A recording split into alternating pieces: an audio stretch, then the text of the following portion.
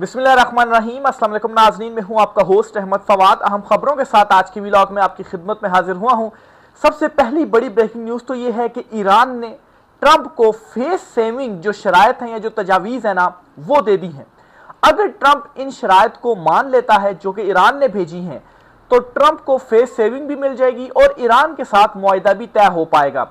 ये शराइत क्या हैं जो ईरान ने अभी लेटेस्ट भेजी हैं, और इन शराइत में ऐसा क्या है जिससे ट्रंप को जो फेस सेविंग है ना, वो उसको अपनी आवाम के सामने मिल जाएगी। अहम तरीन तफसीलात आपसे शेयर करूंगा जी। साथ साथ आपको ये भी बताऊंगा कि जो एक ग्रेटर वाला मंसूबा है ना, इस मंसूबे में अब लबनान के बाद तुर्की का नंबर आ गया है। तुर्की का चारों तरफ से जो मुहासरा है ना, वो कर लिया गया है, यानी कि अब ग्रेटर तुर्की को खाने के चक्रों में है। इस पर भी कुछ तफसीलात हैं जी। कुछ ऐसी डेवलपमेंट्स हुई हैं जो आपको शायद मीडिया में उस तरह से रिपोर्ट होती हुई नजर ना आ रही हो, या अगर कहीं पर रिपोर्ट हो भी रही है ना, तो इतनी हाईलाइट नहीं हो रही, क्योंकि ईरान और अमेरिका का जो जंग वाला मामला है ये ज्यादा हाईलाइट और डिस्कस हो रहा है। इस पर भी कुछ तफसीलात हैं, कुछ आपकी तवज्जो जो है वो दिलाऊंगा। और आखिर में आपको ये खबर दूंगा कि पाकिस्तान और ईरान ने मिलकर एक बड़ा मंसूबा और एक बड़ी बाजी पलटी है। ये मामला क्या है, इस पर कुछ आमदनी तफसीलात है, और इसमें पाकिस्तान को बड़ा फायदा भी जो है वो मिलने जा रहा है और ईरान को भी फायदा होने जा रहा है। अहम तरीन तफसीलात है वो भी आपके साथ में शेयर करूंगा। सबसे पहली खबर आपके साथ शेयर करता चलूं जी कि ईरान ने ट्रंप को फेस सेविंग जो मुआहिदा है वो ऑफर कर दिया है। ये फेस सेविंग मुआहिदा क्या है? बुनियादी तौर पर ईरान ने पहले तो वो मुसलसल 2-3 मरतबा अपनी शराइत देता रहा ट्रंप को, और अमेरिका से भी जो शराइत थी वो सामने आती रही, लेकिन दोनों का किसी भी मामले के ऊपर जो एग्रीमेंट था ना, हतमी, यानी कि आप समझिए कि मुआहदा हतमी नहीं हो सका। तो उसके बाद ईरान ने पहले नरमी की, और अब ईरान ने फेस सेविंग मुआहदा जो है वो ट्रंप को दिया है। ये मुआहदा बुनियादी तौर पर 3 मराहिल में जो है वो तय किया जाएगा, और 3 मराहिल पर ही ये मुआहदा मुश्तमिल है। यानी कि पहले मरहले में क्या होगा इस मुआहदे के तहत?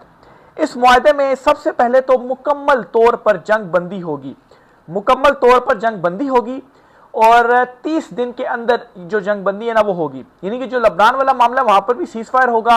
ईरान और अमेरिका के दरमियान तो वैसे ही फिलहाल सीज फायर ही चल रहा है, बेशक आर्जी क्यों ना हो, हमला तो नहीं हो रहा, लड़ाई रुकी हुई है, लेकिन मुकम्मल तौर पर यानी कि ऑल फ्रंट्स के ऊपर जो सीज फायर है, जो जंग बंदी है, वो होगी। नंबर 1 तो ये शर्त रखी गई है, और ये वैसे ही नहीं होगी, इसके लिए बाकायदा तौर पर एक गारंटर होगा। अब ना, मैंने लास्ट व्लॉग में भी कुछ आपको अपडेट्स दी थी, जिसमें अमेरिकी सदर ट्रंप जो है वो चीन का दौरा कर रहे हैं, और चीन भी अब नया हरमूज और जंग बंदी, ये दो जो आइटम्स है ना माफ कीजिएगा, ये उसने अपने एजेंडा में सबसे टॉप पर रखे हैं। तो जाहिर सी बात है चीन भी सारी चीजों को देख रहा है, ईरान की शराइत को भी देख रहा है, अमेरिका को भी देख रहा है कि उसको भी फेस सेविंग चाहिए, तो मुमकिन तौर पर वो इसमें गारंटर हो सकता है। और अगर चीन गारंटर होता है तो फिर जाहिर सी बात है ना अमेरिका हिम्मत कर पाएगा, और ना ही ईरान की तरफ से कोई ऐसा इकदाम उठाया जाएगा कि जंग बंदी जो है वो टूटे। बहरहाल नंबर 1 तो ये उसमें कहा गया है कि 30 दिन के अंदर मुकम्मल हर तरफ से जो जंग बंदी है वो होगी, और एक इसमें जो गारंटी है ना वो होगी। गारंटी के बगैर इसमें कुछ नहीं होगा। अगर गारंटी इसमें नहीं होती तो फिर तो कोई इसका फायदा नहीं है। ये तो हो गया पहला मरहला। ये अच्छा, फिर इसके अलावा अब नया हरमूज जो है वो भी खोला जाएगा, ईरान की तरफ से भी खोल दिया जाएगा, और दूसरा जो नाकाबंदी है ट्रंप की, अमेरिका की, वो नाकाबंदी भी खत्म कर दी जाएगी। पहले मरहले में तो ये होगा, अमेरिका भी मानेगा और ईरान भी मानेगा। दूसरे मरहले में क्या होगा? और दूसरे मरहले में अमेरिका के लिए फेस सेविंग है, ट्रंप के लिए फेस सेविंग है। वो फेस सेविंग क्या है? दूसरे मरहले में यह होगा कि ईरान एग्री हो गया कि जो उसका जोहरी प्रोग्राम है ना, उस पर वो मुज़ाकरात करेगा, और एक शर्त रखी गई थी जो पाकिस्तान में भी मुज़ाकरात हुए थे, एक ही मरतबा पाकिस्तान में मुज़ाकरात हुए हैं, ये जी कि जो जोहरी प्रोग्राम है वो 20 साल के लिए ईरान खत्म कर देगा। तो ईरान मान गया कि 15 साल इसको आप कर दें, ठीक है। पहले ईरान ने 5 कहा, और अब ये बढ़ते बढ़ते 15 तक हो गई है। तो जोहरी प्रोग्राम के ऊपर मुज़ाकरात होंगे, और ईरान एग्री कर जाएगा कि चले 15 साल तक हम ये जो प्रोग्राम है ना इसको हम बंद करने जा रहे हैं। अब जब ये प्रोग्राम बंद करेंगे तो ट्रंप के लिए इसमें क्या होगा? फेस सेविंग होगी, क्योंकि ट्रंप ने मुसलसल अपनी स्पीचेस में एक ही बात कह रहा है कि हम ईरान का जोहरी प्रोग्राम जो है वो खत्म करवाएंगे, उन्हें हम नहीं रखने देंगे। तो और ट्रंप ये कह रहे जी कि मैं ओबामा से बेहतर डील जो है ईरान मामले के ऊपर आपको लेकर दूंगा, तो बेहतर डील यही होगी, क्योंकि पहले तो मुकम्मल तौर पर बंद करने का नहीं होता रहा ना, थोड़ा थोड़ा कम करता रहा ईरान। तो ट्रंप कहेगा देखें जी मैंने तो उनका जो प्रोग्राम वो मुकम्मल तौर पर बंद करवा दिया, तो वो फेस सेविंग लेगा जी कि इस जंग से मैंने ये हासिल कर लिया है। तो ये जो दूसरा मरहला है ना, इसमें ईरान ने फेस सेविंग भी दे दी है ट्रंप को। फिर इसी तरह से तीसरा जो मरहला है ना, उसमें ये डिसाइड होगा कि अमेरिका और ईरान इन दोनों के दरमियान जो माशी फ्रेमवर्क है वो तय किया जाएगा, इन्वेस्टमेंट्स वगैरह, और फिर जो सैंक्शंस है ना वो भी हटाई जाएंगी। और सैंक्शंस, ये जो फेस सेविंग दी जा रही है ना ट्रंप को, इसके बदले सैंक्शंस हटाई जाएंगी और फिर जो माशी फ्रेमवर्क है ना वो तय किया जाएगा। ज़ाहिर सी बात, जब आप अमेरिका के साथ माशी फ्रेमवर्क तय कर लेंगे, अमेरिका के साथ ट्रेड शुरू कर देंगे, तो बाकी दुनिया पर से तो आपसे फिर कैसे सैंक्शन होंगी, अमेरिका खुद ही तो आपसे जो ट्रेड है वो कर रहा है। तो ये 3 मरहले हैं जी जो ईरान ने दे दिए हैं। इसमें ईरान के लिए भी फायदा है, उन्होंने अपने लिए भी सैंक्शंस जो है वो हटवा देंगे, अपनी माशत को बेहतर करेंगे, रिजीम भी उनकी चेंज नहीं होगी। अब नया हरमूज का जो रास्ता है वो भी खुल जाएगा, अमरीकी नाकाबंदी भी खत्म हो जाएगी, जंग भी खत्म हो जाएगी। और दूसरे नंबर पर ट्रंप के लिए भी सेफ फेस सेविंग है जी कि देखें मैंने मुआहदा कर दिया, उनका जो जोहरी प्रोग्राम है वो मैंने खत्म कर दिया, अपनी आवाम को यही सौदा बेचेगा। और ट्रंप इस ख्वाहिश का भी इजहार कर चुका है जी कि मैं तीसरी मरतबा भी प्रेसिडेंट जो है वो बनूंगा, हो सकता है कि कोई तरमीमें शर्मीमें लेकर आए, और इसी बुनियाद के ऊपर वो एक जो है वो अपने हवाले से एक बयानिया बनाए कि देखें मैंने ये बेहतर डील ले लिया है, अब तीसरी मरतबा मुझे प्रेसिडेंट जो है वो बनवा लें। बहरहाल ये लहदा बात है कि मिड टर्म इलेक्शन में फिलहाल उसको अपनी कुर्सी के लाले पड़े हुए हैं। तो ये जी 3 मरहलों में ईरान ने एक नई ऑफर पहुंचा दी है अमेरिका को। अब अमेरिका का इसके ऊपर रिप्लाई है।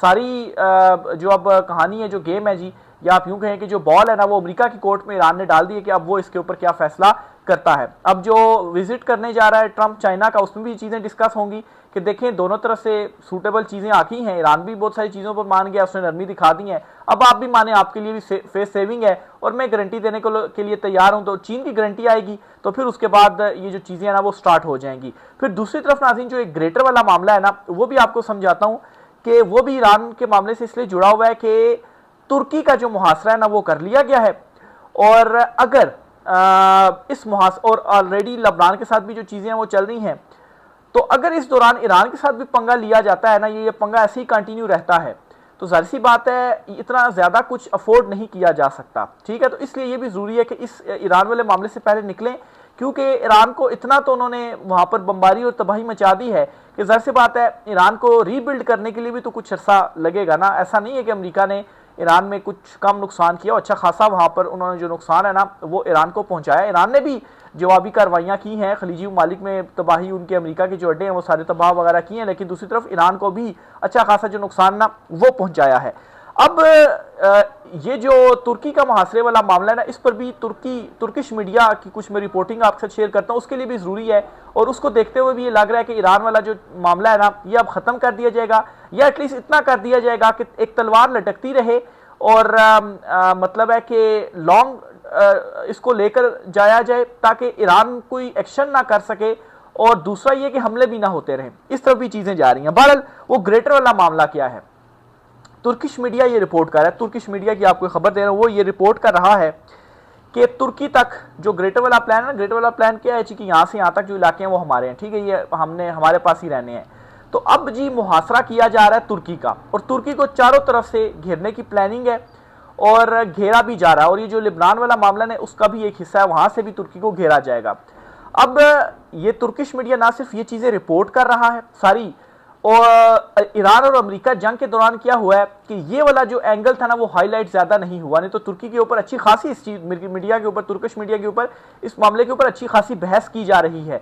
अच्छा खासा उनके जो वज़ीर ख़ारजा है ना वो बड़ी स्टेटमेंट्स देते हैं, आए रोज़ वो इसी किस्म की जो स्टेटमेंट्स है वो दे रहे होते हैं। और दूसरी तरफ फौजी तैयारियाँ भी तुर्की ने शुरू कर दी हैं, और तुर्की कोई ना कोई वीडियो इस तरह की रिलीज़ कर रहा होता है कि हमने इतनी तैयारी कर ली है। आज जी तुर्की ने ये ऐलान किया है कि हम अपने जो मिसाइल सिस्टम्स हैं ना वो समंदर के अंदर गहराई में नस्ब करने जा रहे हैं। समंदर के अंदर क्यों? और एक ऐसी टेक्नोलॉजी हम मतलब है कि वो करेंगे कि समंदर के अंदर से हम जो हमले हैं ना अपने दुश्मन के ऊपर करें। समंदर के अंदर की क्या वजह बनी हुई है? समंदर के अंदर जाहिर सी बात है अटैक करना या वहाँ पर तबाही मचाना ज़मीनी अटैक के मुकाबले में तो वहाँ पर डिफ़िकल्ट होता है। अगर वहाँ पर नस्ब करेंगे तो महफूज भी रहेंगे, जिस तरह से ईरान ने किया है जी के ज़मीन ने के अंदर पता नहीं मीटरों जो है वो गहराई के अंदर उन्होंने जाकर अपने जो मिसाइल सिस्टम्स हैं वो नस्ब किए हुए हैं, वहाँ तक तो जाहिर सी बात है पहुँच ही नहीं पाता अमेरिका का जो मिसाइल्स वगैरह हैं, तो उनके मिसाइल्स भी महफूज रहते हैं, लॉन्चर भी महफूज रहते हैं और वहीं से वो लॉन्चिंग वगैरह करते हैं।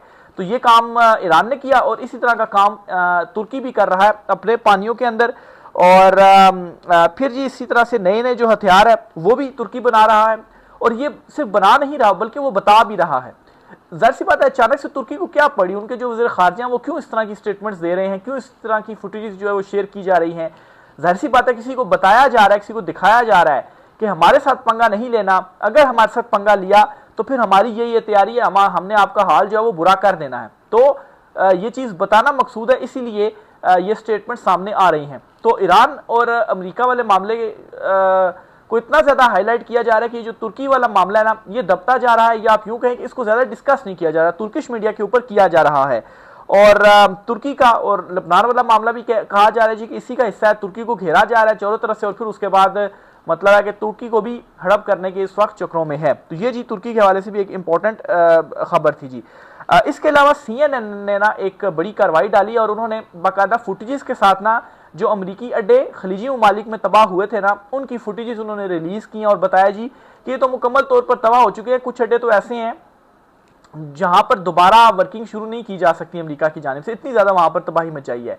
बहरहाल जी अमेरिका ने अब इसके ऊपर क्या किया जी, अपने मीडिया को वो रिक्वेस्ट कर रहे हैं, बाकियों को भी रिक्वेस्ट कर रहे हैं कि सिक्योरिटी वजूहात की बना पर इस किस्म की जो चीज़ें हैं वो आप ना दिखाएं, यानी कि ना ही इसके ऊपर आप कोई गुफ्तगू करें और ना ही ऐसी कोई जो फुटेजेस हैं वो आप दिखाएं।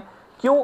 क्योंकि अमेरिका की जो शिकस्त का पोल है वो खुल रहा है और अमेरिका की शिकस्त सामने आ रही है कि भाई आप सुपर पावर थे लेकिन आप फिर भी ईरान को झुका नहीं पाए और ईरान ने ऐसा रिटेलिएट किया, आपको इतनी उन्होंने मात दी, आपके सारे उन्होंने खलीजी ममालिक में जो अड्डे हैं वही तबाह कर दिए हैं। तो जाहिर सी बात है इससे क्या होता है, एक बयानिया बनता है दुनिया में आपके अगेंस्ट। वैसे भी बयानिया इस वक्त ईरान के साथ ही है, ट्रंप के अगेंस्ट ही बयानिया है, लेकिन जब ये चीज़ें सामने आएंगी तो उस बयानिया को मजीद तकवीत मिलेगी कि देखें यार ये तो वाकई ईरान ने अमेरिका को पिछाड़ कर रख दिया। तो इसलिए जी ये अमेरिकी इंतज़ामिया है, अमेरिकी मीडिया में रिपोर्ट हो रहा है, ठीक है। ये जो खबर मैं आपसे शेयर करूँ अमेरिकी मीडिया में ये चीज़ रिपोर्ट हुई है, वहाँ के रिपोर्टर्स ने जो है वो ये खबर दी और रिपोर्ट की है कि अमेरिकी इंतज़ामिया अब हमें इस चीज़ से रोक रही है कि आप इस किस्म की फुटेजेस और इस किस्म की जो डिस्कशन है वो आप ना करें सिक्योरिटी वजूहात की बुनियाद पर। और इससे और ये कब सामने आया, जब CNN ने वो सारी स्टोरी एक ब्रेक की थी, उन्होंने बाकायदा विजुअल्स वीडियोस दिखाई थी और पूरी स्टोरी ब्रेक की थी। ये देखें यहाँ पर अमेरिकी बेसिस थी और ये जो है वो तबाह कर दी गई, मुकम्मल तबाह कर दी गई हैं। 16 बेसिस के हवाले से उन्होंने रिपोर्टिंग की, साथ में ये भी बताया कि कुछ बेसिस तो ऐसी हैं वहाँ पर दोबारा काम ही नहीं शुरू किया जा सकता। तो इतना सख्त ईरान की जानिब से जो हमला था ना वो किया गया। आखिर में जी ईरान और पाकिस्तान जो है इन दोनों ने मिलकर ना एक गेम जो है वो पलटी है। मामला क्या हुआ जी कि ईरान जो है ना वो UAE की जो पोर्ट थी ना वो यूज़ करता था अपनी जो गुड्स की ट्रेड वगैरह है उसके लिए। जाहिर सी बात है UAE के साथ तो फड्डा पड़ गया ना, अभी वहाँ पर तो वो नहीं कर सकते आप, ना हरमुज़ भी तुर्की ने ईरान ने बंद कर दिया। फिर उसके बाद पाकिस्तान के साथ जो है वो मुआहदे वगैरह हुए और पाकिस्तान ने इस चीज़ की इजाज़त भी दी ईरान को कि आप हमारा जो ज़मीनी रास्ता है वो यूज़ करें, ग्वादर पोर्ट वगैरह यूज़ करें, यहाँ से अपनी जो ट्रेड वगैरह है तरसील वगैरह है वो आप करें। आपका अगर आप नाए हरमुज़ में नाकाबंदी है अमरीका की तो कोई बात नहीं, आप हमारे ज़रिए किसी भी थर्ड कंट्री से अगर आप करना चाहते हैं तो आप बिल्कुल तिजारत वगैरह जो है वो करें।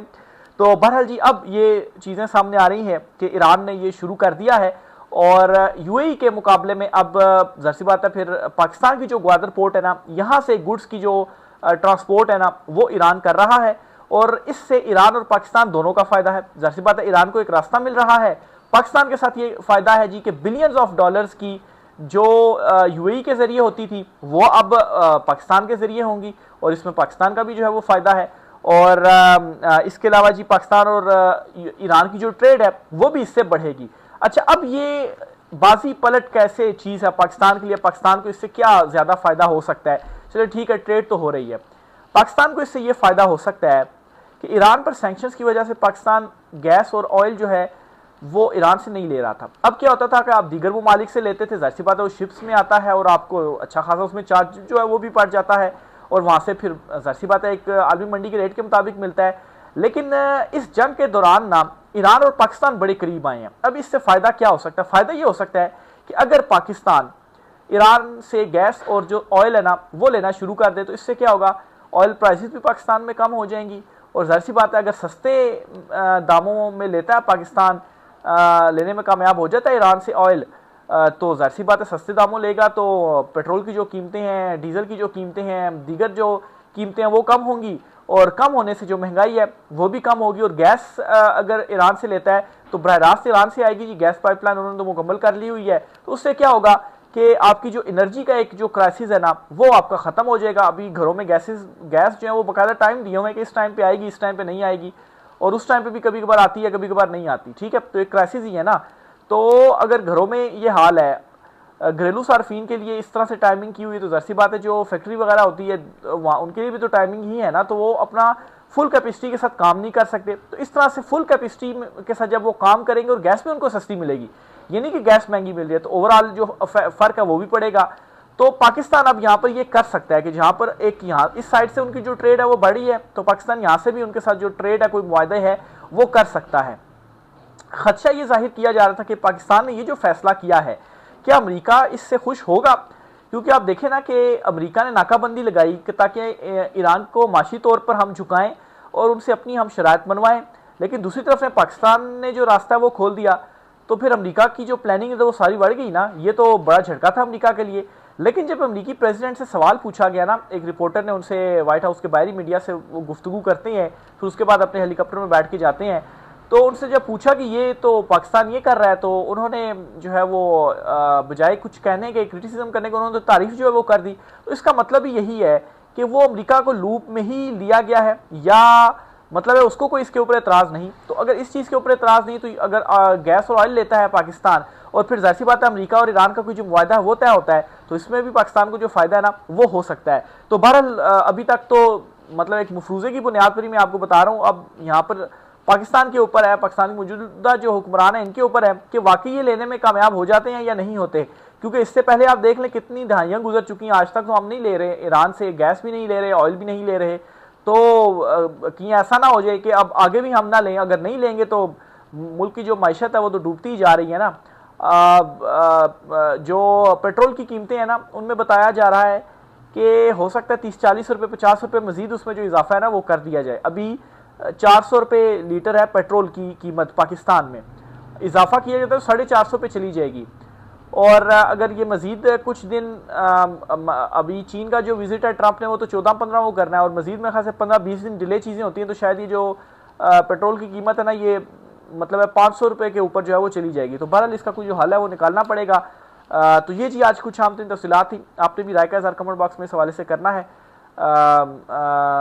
वीडियो अगर आपको अच्छी लगे तो चैनल को सब्सक्राइब ज़रूर कीजिएगा, वीडियो को लाइक कीजिएगा, वीडियो को शेयर भी कीजिएगा, बेल आइकन का जो बटन है ना इसको भी क्लिक कीजिएगा, ताकि आपको मेरी हर आने वाली जो वीडियो है वो आप तक जो है वो उसका नोटिफिकेशन पहुंच सके और आपको वीडियो जो है वो मिल सके।